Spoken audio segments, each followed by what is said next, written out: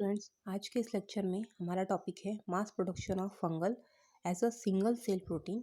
इसके पहले के लेक्चर में हम लोग पढ़ चुके हैं mass production of bacteria as a single cell protein.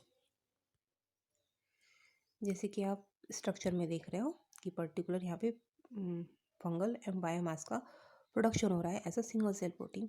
तो उस कंडीशन में जो हमारे माइक्रो ऑर्गेनिज्म यूज़ होते हैं as a single cell protein के प्रोडक्शन के लिए, उनके लिए एक minimum temperature and pH required होता है। तो हम फंगस के बायोमास का प्रोडक्शन पढ़ रहे हैं। तो फंगस के बायोमास के लिए जो टेम्परेचर रिक्वायर्ड होता है वो है 50 डिग्री सेंटीग्रेड से 34 डिग्री सेंटीग्रेड टेम्परेचर मेंटेन किया जाता है। इसके अलावा पीएच की बात की जाए तो यहाँ पीएच होता है 5.7 पीएच पर यहाँ पे फंगस का as a single cell protein का प्रोडक्शन होता है। इसके अलावा बात की जाए कि कौन कौन से माइक्रो ऑर्गेनिज्म हैं जो एज अ इन्वॉल्व होते हैं mass production of fungus as a single cell protein के प्रोडक्शन के लिए। तो हम फंजाई की बात की जाए और इसके अलावा यहाँ पे ईस्ट भी दिया हुआ, तो सबसे पहले फंजाई का प्रोडक्शन देखते हैं कि फंजाई के प्रोडक्शन में कौन सी फंगस यूज़ की जाती है सिंगल सेल के प्रोडक्शन के लिए। तो जिसके अंतर्गत जो फर्स्ट है वो है एस्परजिलस फ्यूमिगेंट्स, नेक्स्ट है एस्परजिलस नाइजर एंड नेक्स्ट है राइजोपस साइक्लोपियम। इसके अलावा कुछ ईस्ट का भी एग्जांपल दिया हुआ है यहाँ पे। जैसे ईस्ट में यूज़ की जाती है जो माइक्रो ऑर्गेनिज्म वो है हमारा सैक्रोमाइसिस सेरेविसी, इसके अलावा कैंडिडा, इसके अलावा कैंडिडा यूटिलिस। देन हम बात करते हैं कंपोजिशन ऑफ माइक्रो ऑर्गेनिज्म की, ये कौन कौन से कंपोजिशन है पर्टिकुलर माइक्रो ऑर्गेनिज्म में। तो कंपोजिशन के अंतर्गत जो फंजाई है जिसे हम पढ़ रहे हैं, फंजाई का जो एडवांटेज है easily to grow and harvest, मतलब इसका जो एडवांटेज है फंगस के सिंगल सेल प्रोडक्शन के अंतर्गत, तो इसका जो ग्रो है वो इजीली हो जाता है और हार्वेस्ट भी हम इसे आसानी से कर सकते हैं। यदि हम डिसएडवांटेज की बात करें तो इसका डिसएडवांटेज ये है कि ये lower growth rate and lower protein contain है। इसके अलावा नेक्स्ट जो स्टेप है इसके अंदर देते हैं हम सिंगल सेल के प्रोडक्शन के लिए कौन कौन सी स्टेप जो है वो इन्वॉल्व होती है। तो सबसे पहले जो फर्स्ट स्टेप जो है जो इन्वॉल्व होती है उसके अंतर्गत हम बात करते हैं सबसे पहले सिलेक्शन ऑफ सूटेबल स्ट्रेन। सबसे पहले क्या किया जाता है, सूटेबल स्ट्रेन को सिलेक्ट किया जाता है। देन फर्मेंटेशन की प्रोसेस अप्लाई की जाती है। देन नेक्स्ट होता है हार्वेस्टिंग। नेक्स्ट जो स्टेप है वो है पोस्ट हार्वेस्ट ट्रीटमेंट एंड जो नेक्स्ट प्रोसेस है वो है हमारा single cell protein processing for food. जैसे कि स्ट्रक्चर में देख रहे हो यहाँ पे mass production of fungi as a single cell protein की बात हो रही है।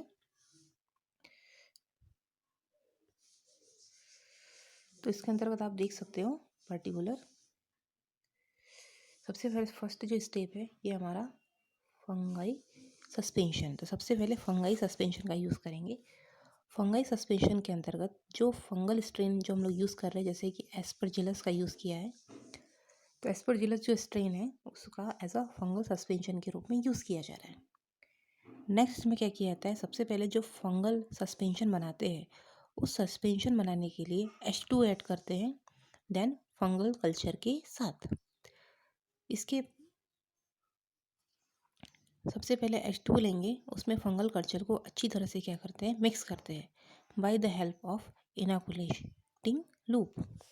देन इसके बाद क्या किया जाता है, जैसे ही इसका सस्पेंशन तैयार हो जाता है देन इसके बाद इसका क्या किया जाता है सेंट्रीफ्यूगेशन किया जाता है।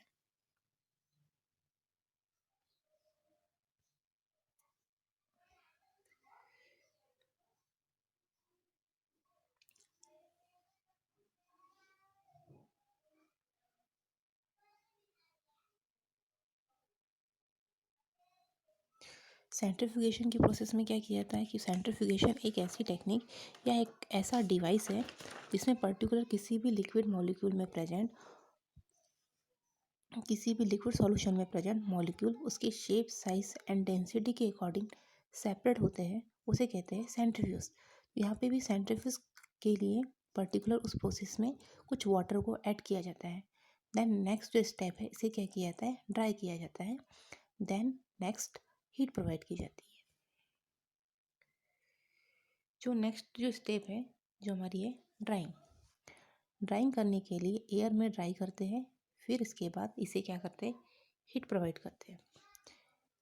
जो कल्चर है, ऐसा हीट इसलिए प्रोवाइड की जाती है कि जो कल्चर है उसमें कंटामिनेशन ना हो, किसी प्रकार का कंटामिनेशन ना हो, जो कल्चर है कंटामिनेशन फ्री हो। देन इसके बाद जो नेक्स्ट स्टेप है, इसमें क्या की जाती है, टॉक्सिसिटी टेस्ट की जाती है। बहुत बार जो फंगस होती है वो कुछ टॉक्सिक प्रोड्यूस करती है। ये बहुत इंपॉर्टेंट होता है कि ये जानना कि आप जो कल्चर यूज़ कर रहे हैं वो टॉक्सिक तो नहीं है, क्योंकि यदि वो कल्चर टॉक्सिक रहेगा तो सिंगल सेल प्रोटीन का जो प्रोडक्शन होगा वो कैसा होगा, लॉस में चले जाएगा, किसी प्रकार का भी प्रोडक्शन नहीं हो पाएगा। और जो ऐसा जो भी इसे कंज्यूम करेगा उनके लिए जो सिंगल सेल प्रोटीन का जो प्रोडक्शन है वो हार्मफुल होगा। इसके लिए क्या किया जाता है, टॉक्सिसिटी टेस्ट की जाती है। देन इसके बाद टॉक्सिसिटी टेस्ट करने के बाद ही हम इसे क्या करेंगे, हार्वेस्ट करेंगे। हार्वेस्ट करने के पश्चात इसे क्या करते हैं, पैक किया जाता है, मतलब इसकी क्या की जाती है, पैकिंग की जाती है। देन इसका use as a single cell protein के रूप में किया जाता है। इस प्रकार ने स्टेप बाय स्टेप देखी थी। अब इसके अलावा हम यहाँ देखते हैं कि सबसे पहले जो स्टेप थी हमारी वो क्या थी, सिलेक्शन ऑफ स्ट्रेन। तो सिलेक्शन ऑफ स्ट्रेन के अंतर्गत जो भी स्ट्रेन, जैसे कि हम फंगल स्ट्रेन की बात कर रहे हैं, जिसे हमने एस्परजिलस का सस्पेंशन तैयार किया था, तो सबसे पहले सिलेक्ट की जाती है strain as a fungal cell के सिंगल सेल प्रोटीन के प्रोडक्शन के लिए। देन नेक्स्ट होता है फर्मेंटेशन।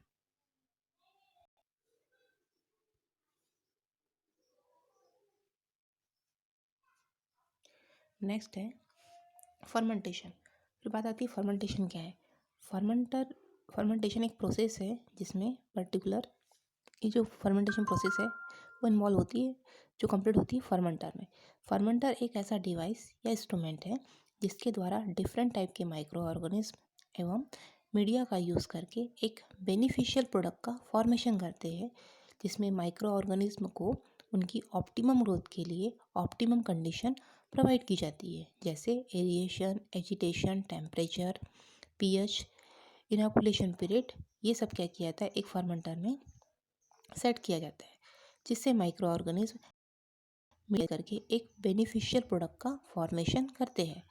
फर्मेंटर मेटल के बने होते हैं, जैसे आयरन, स्टेनलेस स्टील्स, जो फिजिकल या केमिकल रिएक्शन के लिए रेजिस्टेंस होते हैं। फर्मेंटर के द्वारा माइक्रो ऑर्गेनिज्म की ग्रोथ के लिए फेवरेबल कंडीशन को कंट्रोल करने की भी कैपेसिटी पाई जाती है। तो इस प्रकार फर्मेंटेशन का यूज़ किया जाता है as a single cell protein के प्रोडक्शन के लिए। और इसमें जो पर्टिकुलर जो कल्चर बनाया जाता है वो होता है हमारा फीडबैक कल्चर। यह है फर्मेंटर का स्ट्रक्चर, यहाँ सिंगल सेल प्रोटीन का प्रोडक्शन हो रहा है। नेक्स्ट है harvesting. When the colony of microbes are fully developed, then harvest। जैसे ही जो फंगल कल्चर है या जो फंगल कॉलोनी है जो पूरी तरह से डेवलप हो जाती है, देन उसे हार्वेस्ट कर लिया जाता है। Then post harvest treatment. Post harvesting treatment, after harvesting the cell of subjected into variety of process. कुछ हार्वेस्टिंग के पहले कुछ प्रोसेस अपनाई जाती है, जैसे कि post harvesting treatment including step जैसे separation by centrifugation, washing and drying.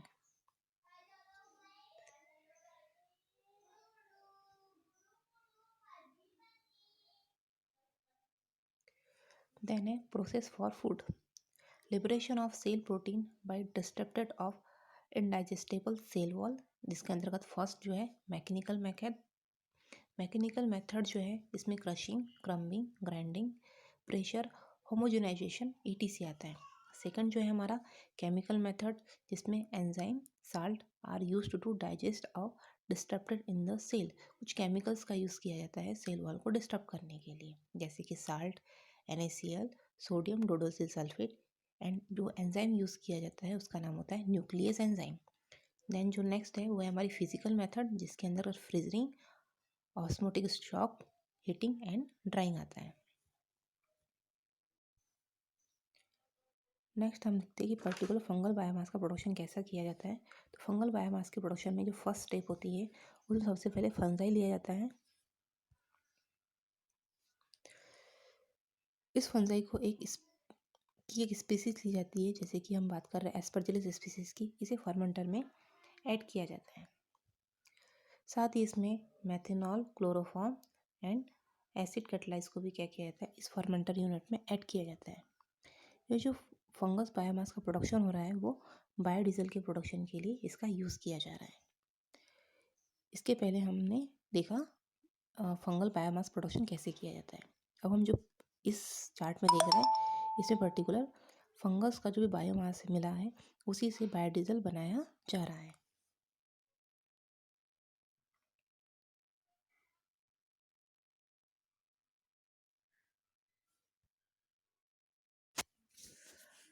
Then first step पे फंगल बायोमास लिया। इसकी जो फर्स्ट स्टेप है हमने क्या किया, फंगल बायोमास लिया।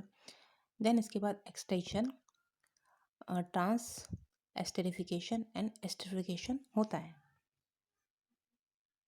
देन इसके बाद उस फंगल बायोमास का ट्रीटमेंट किया जाता है। ट्रीटमेंट के बाद सेपरेशन एंड प्यूरिफिकेशन होता है। सेपरेशन एंड प्यूरिफिकेशन के बाद बायोडीजल को सेपरेट कर लिया जाता है।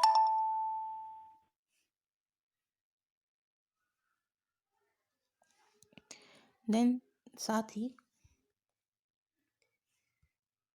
साल्ट एंड सब प्रोडक्ट जो है उसे भी अलग से क्या कर लिया जाता है, अलग से सेपरेट कर लिया जाता है। देन जो बचा हुआ पार्ट है जैसे methanol, chloroform and acid catalysed and water के साथ इसे क्या किया जाता है, बाहर निकाल लिया जाता है। जो आगे पर्टिकुलर जो वाटर है इसे क्या कर लिया जाता है, अलग से सेपरेट कर लिया जाता है। देन मेथेनॉल को फिर से फर्मेंटर यूनिट में रिसाइकलिंग के लिए सेट कर दिया जाता है। देन इसके साथ ही क्लोरोफॉर्म को, देन एसिड कैटालाइज को भी इसमें क्या कर दिया जाता है, ऐड कर दिया जाता है। इस प्रकार फंगल बायोमास के साथ ऐड करके एज अ बायोडीजल बनाए जाते हैं। फिर से मेथनॉल और क्लोरोफॉर्म को यहाँ पे क्या किया जाता है, रिसाइकलिंग किया जाता है।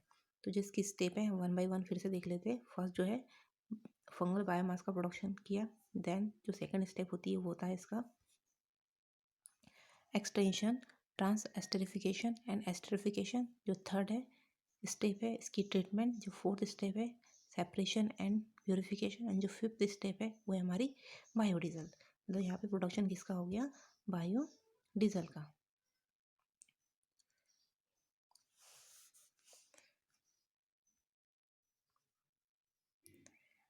देन इसके बाद जो मेथनॉल, क्लोरोफॉर्म एंड वाटर है ये फिर से कहाँ चले जाते हैं, दूसरी यूनिट में चले जाते हैं जहाँ पे वाटर को क्या कर लिया जाता है, सेपरेट कर लिया जाता है। और जो बचा हुआ मेथनॉल, क्लोरोफॉर्म है एंड एसिड कैटालाइज्ड है इसे फिर से फर्मेंटर यूनिट में क्या कर दिया जाता है, ट्रांसफ़र कर दिया जाता है। इस प्रकार फंगल बायोमास से डीजल का प्रोडक्शन किया जाता है, बायोडीजल का प्रोडक्शन किया जाता है। अब हम बात करते हैं factor affecting biomass production. First है इल्यूमिनेशन टाइम, सेकेंड है टेम्परेचर, थर्ड है पीएच, नेक्स्ट है सूटेबल स्ट्रेन, नेक्स्ट है एजिटेशन एंड नेक्स्ट है स्टेराइल कंडीशन।